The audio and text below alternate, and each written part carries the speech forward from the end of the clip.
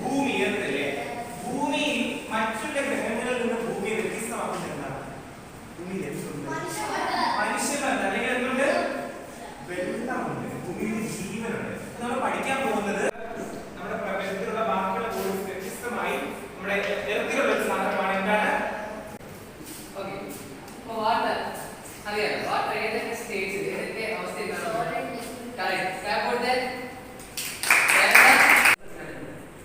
Thermometer is a device used to measure temperature.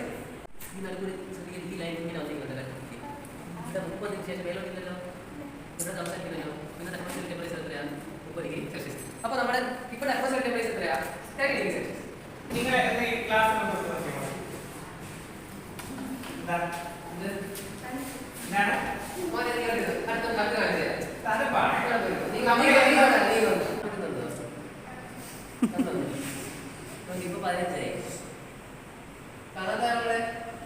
വെള്ളം എന്തായിട്ട് മാറുന്നു? നമ്മുടെ ഡീൻസാർ പഠിപ്പിച്ചു ഫ്രിഡ്ജിനകത്ത് ടെമ്പറേച്ചർ എന്താണ്? കുറഞ്ഞ് ഇവിടെ എത്തുമ്പോൾ 0 ഡിഗ്രി സെൽഷ്യസ് എത്തുമ്പോൾ വാട്ടർ എന്തായിട്ട് മാറും? സ്റ്റേറ്റ് മാറുകയാണ്. 3 സ്റ്റേറ്റിലേക്ക് ഞാൻ പറഞ്ഞില്ലേ? അപ്പൊ ലിക്വിഡ് സ്റ്റേറ്റിലായിരുന്ന വാട്ടർ എന്ത് സ്റ്റേറ്റിലായിട്ട് മാറും മക്കളെ? സോളിഡ് സ്റ്റേറ്റിലുള്ള ഐസ് ആണ്. റെഡിയാണ്? അപ്പൊ ഫ്രീസിംഗ് പോയിന്റ് എന്താ നമുക്ക് മനസ്സിലായി. ഓക്കെ, ഈ ഞാൻ ഒരു ചോദ്യം ചോദിക്കും. ഇത് നമ്മുടെ സാധാ വെള്ളത്തിൽ, ഈ സാധാ വെള്ളത്തിൽ ഞാൻ ഐസ് ഇട്ടാൽ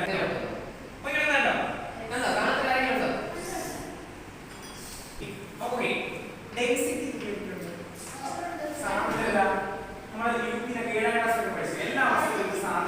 density is equal to mass by volume എന്ന് പഠിച്ചിട്ടുണ്ട്. ഓക്കേ, ഭാരമാണ് മാസ് എന്ന് പറയുന്നത്. വോളിയം എന്ന് പറയുന്നത് എന്താണ്? വ്യാപ്തം. ഈ ഗ്ലാസിന്റെ വോളിയം എന്താണ്? ഈ ഗ്ലാസിനകത്ത് കൊള്ളുന്ന വസ്തുവിന്റെ അളവാണ് അതിന്റെ വോളിയം, അല്ലേ? ഈ ഗ്ലാസിന്റെ വോളിയം എന്ന് പറഞ്ഞാൽ ഈ ഗ്ലാസിൽ ഓക്കേ, അപ്പോൾ സാന്ദ്രത അഥവാ ഡെൻസിറ്റി എന്ന് പറഞ്ഞു കഴിഞ്ഞാൽ മാസ് ബൈ വോളിയം. എന്തുമാത്രം അളവിൽ അടങ്ങിയിരിക്കുന്ന അളവാണ് എന്ത്? ഡെൻസിറ്റി എന്ന് പറയുന്നത്. റെഡിയാണ്?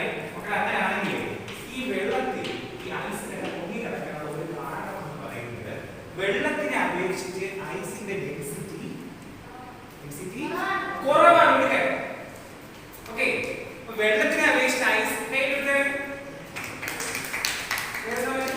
ശിവ പറഞ്ഞതുപോലെ വെള്ളത്തിനേക്കാൾ ഐസിന്റെ ഡെൻസിറ്റി കുറവായതുകൊണ്ടാണ് എന്ത് പൊങ്ങി കിടക്കുന്നത്? ഐസ് പൊങ്ങി കിടക്കുന്നത്. ശരിയാണ്?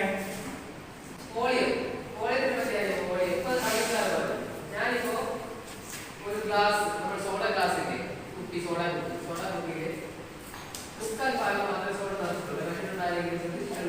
മുക്കാൽ ഭാഗം മാത്രം നിറച്ചിട്ടുണ്ട്. റീസൺ അറിയാമോ? നമ്മളിപ്പോ ആ സോഡയുടെ കുപ്പിക്കകത്ത് ഫുള്ള് വാട്ടർ നിറയ്ക്കി നമ്മൾ ഫ്രീസറിൽ വെച്ച് എന്ത് ചെയ്യും? പൊട്ടിപ്പോകും. ശ്രദ്ധിച്ചിട്ടുണ്ടോ? ചിലപ്പോൾ നമ്മൾ ഒരു കുപ്പി ഫുള്ള് അടച്ച് ഫ്രീസറിനകത്ത് വെച്ച് 2 ദിവസം ഫ്രീസറിൽ കൊടുക്കും. ആ കുപ്പിയുടെ പുറത്തൂടെ വെള്ളം പുറത്തു നിൽക്കും. അപ്പൊ അതിന് അർത്ഥം എന്താ? വാട്ടർ തണുത്ത് ഐസാകുമ്പോൾ വോളിയം എന്ത് ചെയ്യും? കൂടും. വോളിയം ഇൻക്രീസ് ചെയ്യും. ഡെൻസിറ്റി എന്ത് ചെയ്യും? കുറയും. ഡെൻസിറ്റി കുറയുന്നതുകൊണ്ടാണല്ലോ പൊങ്ങി നിൽക്കുന്നത്. പക്ഷെ വോളിയം എന്തായിരിക്കും? കൂടുതലായിരിക്കും. അപ്പോൾ നമ്മൾ പഠിച്ച 2 property. Water changes to ice at 2 degree Celsius. 2 degree സെൽഷ്യസിലാണ് വാട്ടർ ഐസ് ആവുന്നത്. അപ്പോൾ എപ്പോഴാണ് വാട്ടർ? അപ്പോൾ 0 ഡിഗ്രി സെൽഷ്യസ്. ശരിയാണോ? അപ്പോൾ ഇത് കിട്ടും. കൈയെടുത്തേ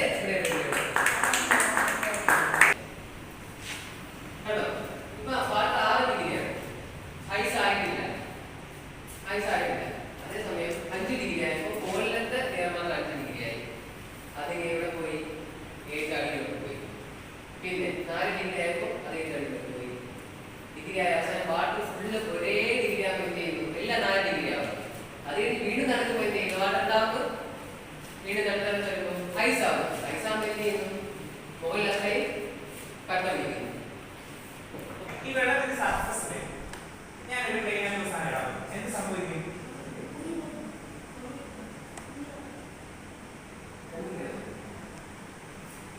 ഓക്കെ,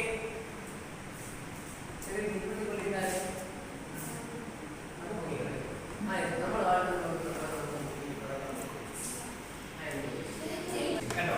ഈ വെള്ളത്തിന്റെ സർഫസിലുള്ള വാട്ടർ മോളിക്യൂൾസ് അങ്ങനെ മെംബ്രെയിൻ ആയിട്ട് കൊണ്ടാണ്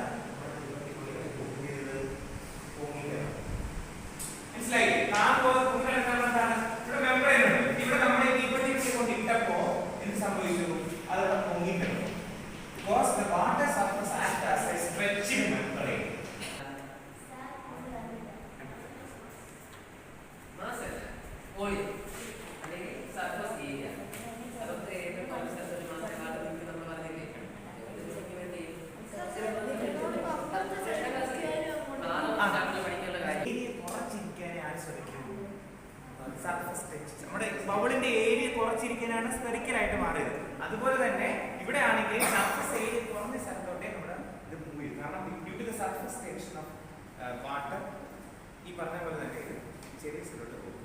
അങ്ങനെയാണെങ്കിൽ നമ്മൾ എന്തിനാണ് തുണി കഴുകാൻ സോപ്പ് ഉപയോഗിക്കുന്നത്? നിങ്ങളൊക്കെ വീട്ടിൽ നിങ്ങളുടെ തുണികളാണ് കഴുകുന്നത്?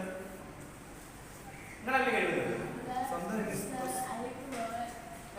വീട്ടിൽ കൈയിലോട്ട് എനിക്ക് സാധാരണ വാട്ടർ മോളിക്യൂൾസിന്റെ ഇടയിൽ എത്തുകൊണ്ട് മോളിക്യൂൾസ് തമ്മിലൊരു ഫോഴ്സ് ഓഫ് അട്രാക്ഷൻ ചേർന്നിരിക്കുകയും ഈ സർഫസ് ടെൻഷൻ കൂടുതലാണ്. ഓക്കെ കൂടുതലാണ്. പക്ഷെ ഞാൻ സോപ്പ് മിക്സ് ചെയ്ത് എന്ത് സംഭവിക്കുന്നറിയോ? ഇതിന്റെ സർഫസ് ടെൻഷൻ കുറയും. മോളിക്യൂൾസ് തമ്മിലുള്ള ഈ ഫോഴ്സ് കുറഞ്ഞിട്ട് മോളിക്യൂൾസിന് കുറച്ചുകൂടെ എളുപ്പത്തിൽ ഈ തുണിയുടെ ഇടയിൽ കൂടെ കയറി ഇറങ്ങി പോകാൻ പറ്റും. അപ്പൊ കുറച്ചുകൂടെ പെട്ടെന്ന് അഴുക്ക് മാറും. മനസ്സിലായോ സാർ?